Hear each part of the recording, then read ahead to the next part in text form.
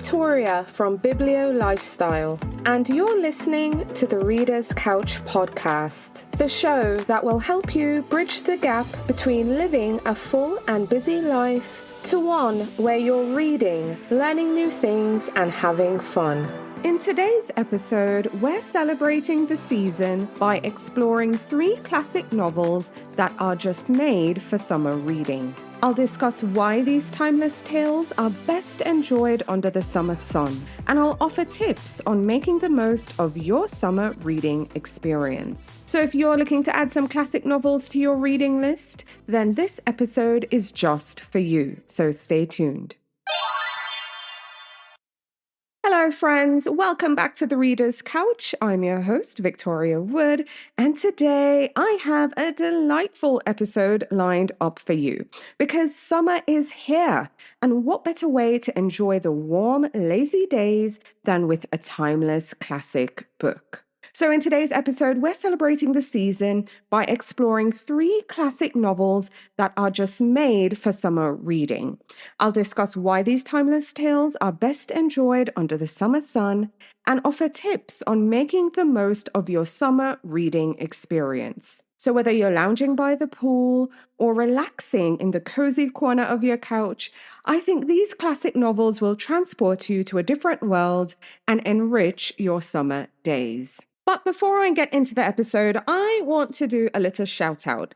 It's something I've always wanted to do on the solo shows for some time now. I did my very first one back in episode 200 when I shared some summer reads and adventures. So I'm continuing on in this episode too. So this is where I'm going to shout out folks who've left me a review wherever they're listening to the show. So whether it's Apple Podcasts, Spotify, or just wherever you listen to your favorite shows, leave The Reader's Couch, first off, a 5-star rating. Write me a review if you love this show. And you can also use Spotify Q&A. So you can leave your thoughts for the specific episodes. If you're listening on Spotify, just use the Q&A feature, or you can just share any information you want to share with me. I also have a new feature where you can send me a text. So you can send me a text message. There's a link in the show's description that says, send me a text. So just click that, write your message, and I'll read it here on the solo shows. Because I think it's a great way for us to interact, and podcasting can be a bit of a solitary endeavor, especially when I'm not doing interviews. But in terms of interacting with you, the listeners, that's definitely something I want to do here on the solo show. So today I am reading my very first text.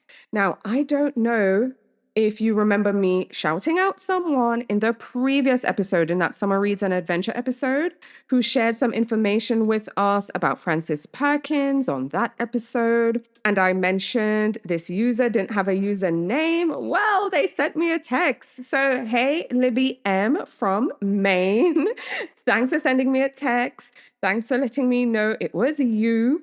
So, Libby sent the original Frances Perkins link that I talked about in the last episode, but she sent me a little text message. So Libby says, hey, thanks for the mention of the Frances Perkins link.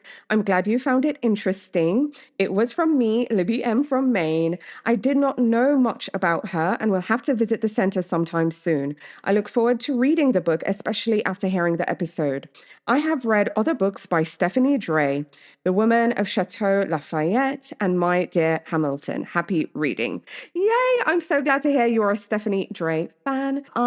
And listeners, if anyone is listening to this episode and you're looking for some great historical fiction books, I highly recommend Stephanie Dray. Libby M loves The Woman of Chateau Lafayette and My Dear Hamilton, so you can consider those as well. And if you're visiting Maine, you can also consider looking up the Frances Perkins Association, the organization that they have to honor her. She really is a woman in history that we all should know, especially in American history. So yeah, it's worth checking out. So thank you, Libby M. And I'm looking forward to hearing from more listeners. Let me know about the books that you're reading this summer, whether they're contemporary or classic books, or if your summer reading isn't going according to plan. I would love to hear from you too. Because to be quite honest, my summer reading has slowed. Normally, I'd be reading well in anticipation for the upcoming seasonal guides.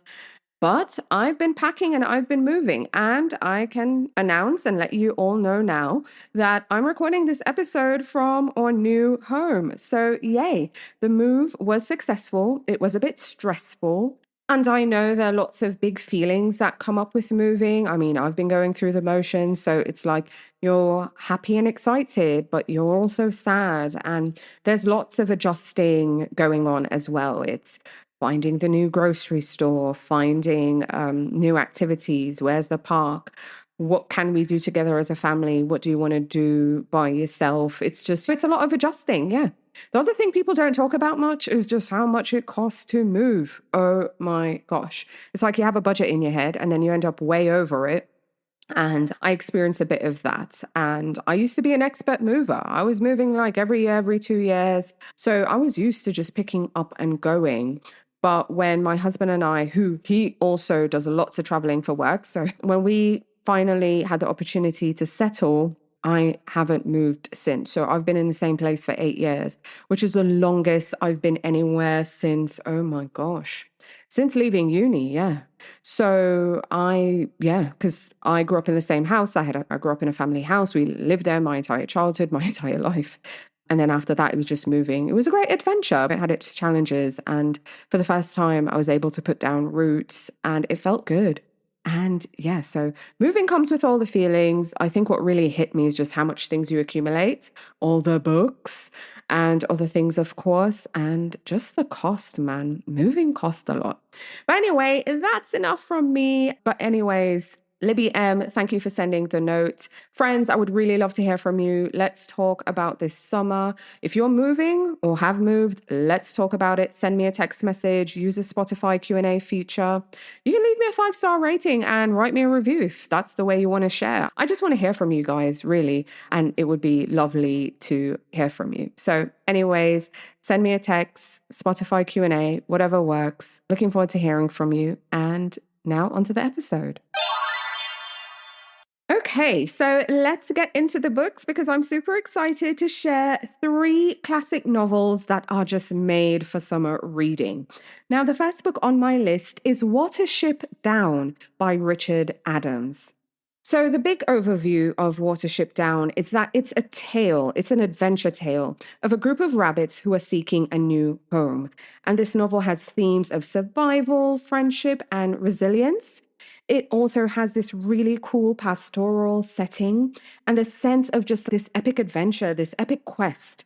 Really makes it an ideal companion for summer days spent in nature. If you really want to up the ante, this is a book you should read in your backyard, or if you have a park nearby in your neighborhood, or if you go hiking or something and you want a book to read this one in nature or in your backyard. And I'm telling you, it really adds to the experience. Now, getting a bit deeper without spoiling this book, Watership Down on the surface might just seem, oh, it's a very basic tale about rabbits and them trying to find a home. But honestly, there's so much more to this book because I think the author really does a great job at weaving in not just the story, which is very adventure based, but also a story of survival. And it really explores complex themes such as community, leadership. We even get into some tyranny because there's a struggle there. And there are 2 characters in particular, Hazel and Fiver. They're really beautifully and richly developed. And seeing their journeys, it's both a harrowing journey, but also heartwarming at the same time. And I'm a sucker for brilliant and just beautifully written descriptions and just beautiful prose in general. And I'm telling you, the way the author depicts the lush English countryside really adds to this novel's charm. And I just think it makes for a wonderful read for those long summer afternoons. Again, up the ante, read this one in your backyard, read this one in the garden, read this one on the playground. Okay, so if you have little ones and you're bringing them to the playground, or older ones that you bring into the park and they go off and they're doing their activities, or you're nearby watching, this is a book to just get lost in nature. Again, take it with you on a hike. It's just really beautiful. Again, I hope you'll give Watership Down by Richard Adams a read. Okay, book two on my list that I think is better read in summer is Fahrenheit 451 by Ray Bradbury. Now, I have to admit, Fahrenheit 451, I heard about the book, but it wasn't one of those books that I read in my younger years. Actually, it was a book my husband encouraged me to read. I think we were chatting about something, I don't remember. And we were talking about books, and he mentioned Fahrenheit 451. I was like, no, haven't read that one. He's like, you haven't read that one? Like, it was a big deal. I said, no, have to read it. And I think I got a copy out at the library. I don't remember. No, I did get it at the library because then later on, like years when we moved over, I actually purchased a copy because I wanted to revisit it again. But anyways, Fahrenheit 451 is definitely better read in summer. Now, a quick overview for this one, just in case you're not familiar, but I think you are because it's very popular. It's a dystopian classic set in a future where books are banned. And we have firemen, and I'm saying this with air quotations, they burn any books that are found. So, this book I think is good for summer because it's a gripping and thought provoking read. Themes of rebellion against conformity and just the love for literature really resonate deeply in this novel, which I think helps to make it a compelling summer read because it's also one that will really challenge your mind. And right now, I live in the United States, recording in the United States, specifically the state of Florida. And book banning is a very real and prevalent topic in our community here, but also just the American society at large. There's lots of censorship happening. I see it a lot online, at the library, in schools, just everywhere. And this is a book partly like a cautionary tale, but also just transporting us into a world where if folks who are seeking to ban books just have free reign, we might end up here. So, anyways, again, also, because I know I just went in on the censorship theme, but this is not just a story about censorship, all right? It's a powerful commentary on the dangers of losing our individuality and also losing our critical thinking abilities as well. And I know it's something that we often take for granted because it's easy to really get caught up in your personal feelings and how you think things should be. But if you're not careful, you lose all critical thinking skills, you lose all individuality, and then we all just become the same. And I don't want us to live in a society where we all think and live the same. Like, if you disagree with me, I want to hear from you too. It's just a matter of us engaging in respectful discourse. But I think it's important that we are all individual. We all think differently, but we all have critical thinking skills. So that is something that is very, very prominent and at the center of this novel. And just seeing how the author has this vision of society that is just obsessed with a really shallow life and existence. It's chillingly relevant to today. And just seeing our main character, what's his name? Guy, yes, undergo like this profound transformation as he begins to question the world around him was also just really enlightening. And I think, again, just serving a reminder because we are living in an eerily similar world today. Now, again, this is good for someone because this novel is very fast paced. It has really great urgent themes. And I just think it makes for that gripping summer read. And it will leave you pondering and thinking after you've turned the last page because this is a book you're going to want to talk to someone about. You're going to want to talk to someone about it. So, anyways, I think Fahrenheit 451 is better read in summer. And I hope you'll add it to your reading list. Okay, book three on my list is A Midsummer Night's Dream by William Shakespeare. Now, do I even need to pitch why this is better read in summer? It has summer in the title. I'm kidding. But anyway, A Midsummer Night's Dream is an enchanting comedy full of magical realism. We have some mistaken identities in there, and of course, romantic entanglements. And I think what I love about this one is just how it captures the whimsical and just playful spirit of summer, which is why I think it's a great summer read, especially for those who enjoy like a touch of a little magical, again, magical realism in their reading. Now, Again, quintessential summer read. This is a Shakespearean comedy, which is fabulous. We get that romance, we get the comedy, and we get the magical realism, a bit of fantasy in there as well. Now, I love the interwoven plots in this play. We get the lovers, we get the fairies, we get the rude mechanicals in there. And I just love the humor and magic. I really do. Ooh. And there's the enchanting forest setting, the mischievous Puck, and just the theme of love throughout and just how irrational it can all be.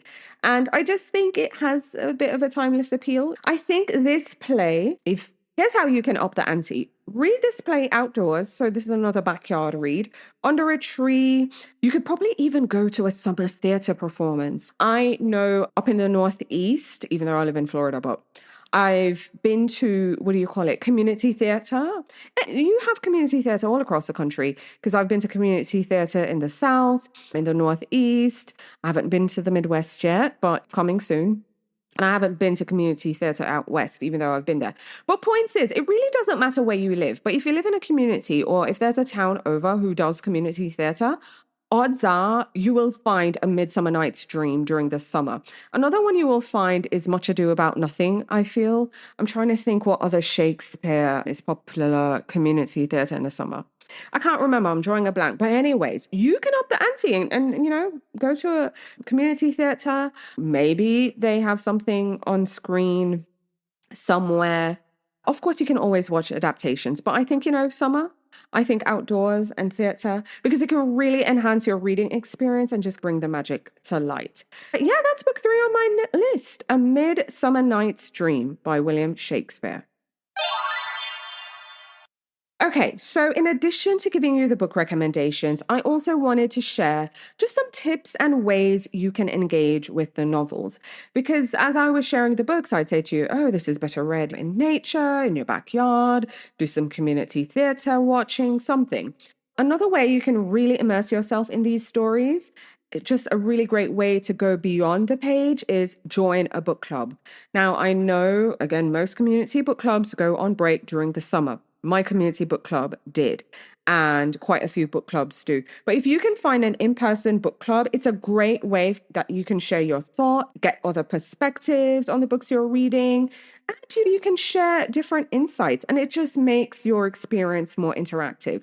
So look for those local book clubs. You can also find online book clubs that are dedicated to classic literature. Or this could be a great opportunity for you to join the Biblio Lifestyle community, okay? We have a fun online book club experience, and we host a monthly Bring Your Own book club. And we don't take break. We're on all month, so you can come join us. And the best part about this is you can bring any book you've read to our monthly meetings and tell us about it because we don't have assigned reading. So whatever you're reading, so you could be reading one of these classic novels, you could be reading a contemporary novel from the Summer Reading Guide, you could be reading a backlist book or just books from your shelves or participating in some other reading challenge. But when you come to the Bring Your Own Book Club, we can discuss whatever book you have. And honestly, I've gotten book recommendations from the club. Other readers have gotten recommendations from each other. And I remember one month we showed up all talking about this one recommendation we received from Jacqueline. If you're listening, hey, Jacqueline. Jacqueline gave us this fantasy recommendation. And I think 3 of us the next meeting read the book. So of course, that was like a great conversation to have. So yes, odds are maybe someone's read the book or maybe you're inspiring us to go pick it up. And then next month, we're like, oh my gosh, the way you pitched this book to us, it was just so exciting. So we decided to read along. But also, when you join the community, you get access to so much more. So yes, shameless plug, if you're looking for a book club, consider joining the Biblio Lifestyle community and the Bring Your Own Book Club. So I'll leave a link in the show notes so you can sign up there or just get more information if you're interested in. Because yeah, we'd love to have you. Another thing you can do to really engage with the novels you're reading is attend literary events. So if you have local festivals or events, or again, local book clubs or libraries, or maybe, like I said, community theatre. That's one thing I love about summer. Consider going because, like I said, Shakespeare at the Park is so common. So it would be a great way to experience that. Another thing you can do is participate in online discussions. There's so many platforms online. You have Storygraph, you have Goodreads, you have Reddit. There are just so many places you can discuss books with your fellow readers, and you can also ask questions. So, again, another way to interact. Now, it's summertime. I also want you to have a great reading experience. So consider the environment, right? So I mentioned earlier, go in your backyard. If you don't have a backyard, go to the park nearest to you. Or if you're wanting to stay inside because it gets ridiculously hot, I'm in Florida, it's miserable in the summer outside. Make a perfect spot for you. Now, if you have a hammock in your backyard, under a tree, that's great. You can find your cozy corner on the couch, cozy corner in your bed. You can maybe consider a local cafe, place on the beach, the library, wherever you want to go. Just really find some of your perfect spots in your house, in your apartment, in your room, but you can also go outside in the wide world and read as well. Also, if you're going outside, especially if you're going outside, don't forget to pack the essentials. Hydrate, water, drinks. Now, this is especially important if you're going outside. Don't forget to hydrate. So bring your water, bring a drink, bring something cool, ice, whatever you need. Snacks can make a huge difference. I met up with my friends Laura and Francesca, which, by the way, we're doing something special coming up. We have a podcast episode about it coming out soon, so stay tuned. But when I met up with them, we met up in Tampa. I was telling, we were there, we were getting some stuff done. And then I was like, okay, yeah, now I need food. This is my food time. I don't want to get hungry, so I need to eat. So I'm that friend who always needs food. I'm always carrying food. But because I was traveling, I wasn't as prepared as I wanted to be. And it's hot out, okay? So bring your water, hydrate, eat. And another thing, don't forget your reading glasses, reading glasses, sunglasses, sunscreen if you're going to be outdoors. Just do what you need to do. Take care of yourself. Stay safe. Okay, and immerse yourself in the mood. If you are at home and you need, what do you call those? You know, the music, what do you call like background music, like cafe music, ambient music, that's the word.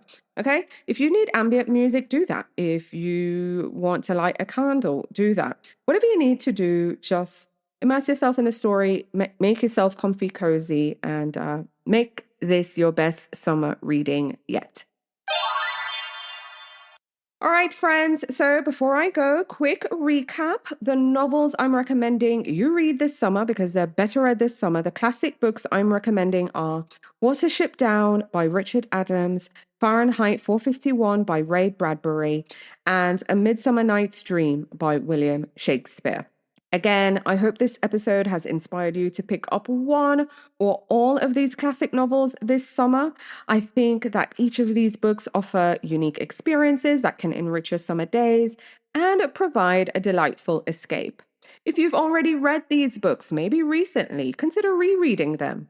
But if you're not a rereader and you're looking for more classic books that you can read in the summer, I'll include a link to last year's episode, just in case you missed it, where I shared a completely different set of 3 classic novels that I think are better read in summer.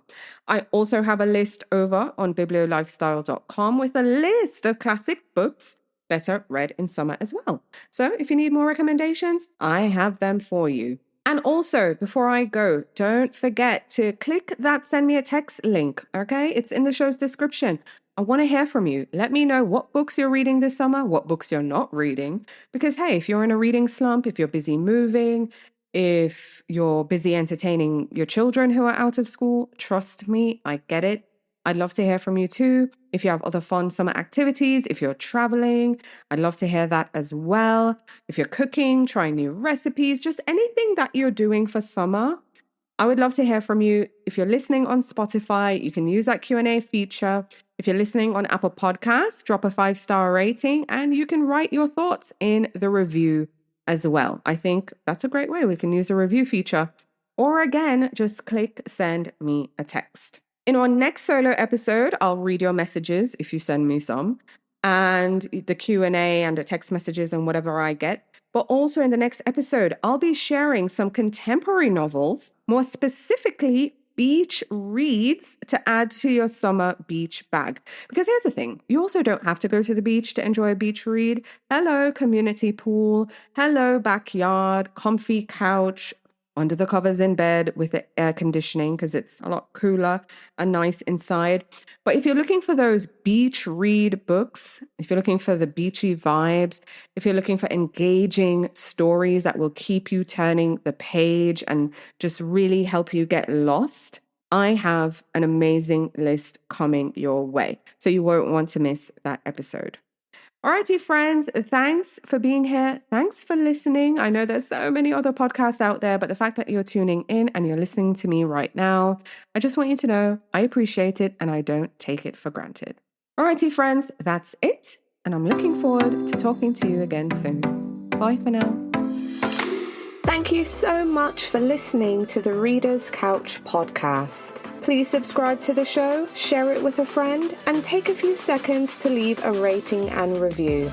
Until next time, stay lounging, stay reading, and whenever you're in doubt, go straight to your local bookstore or library.